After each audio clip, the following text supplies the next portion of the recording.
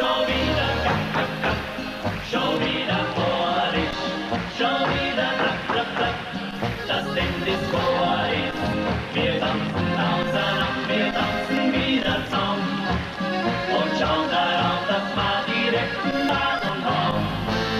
Schon wieder gack, gack, gack, schon wieder vor dich, schon wieder klack, klack, klack, gut, dass euch vor ist. Der Dampfung rockt und na, die Musik spült noch auf. Noch einmal klack, klack, klack, wir geben nicht auf.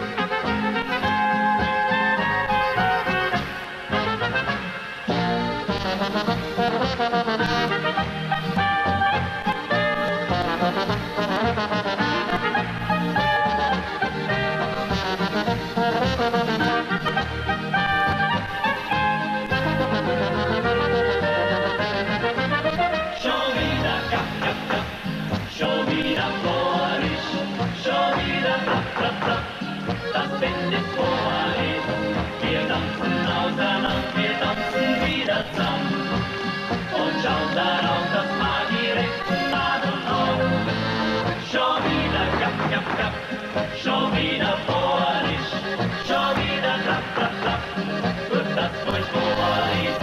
Der Dampfung rockt und da die Musik spült noch auf. Noch einmal klapp, klapp, klapp, wir geben nicht auf.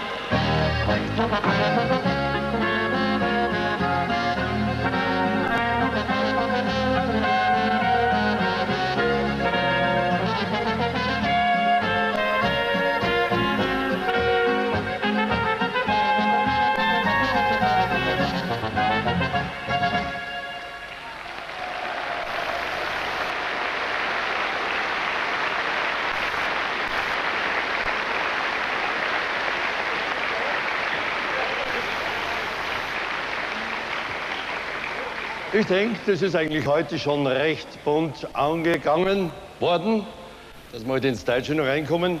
Eine Kombination Vorarlberg-Niederösterreich. Ich darf das erst einmal vorstellen. Die Trachtentanzgruppe aus Schrunz-Jargons im wunderschönen Montafon. Die Plattler und die Tänzer.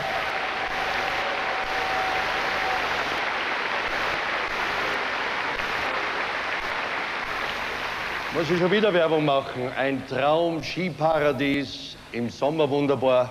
Schnapsel ist auch nicht schlecht.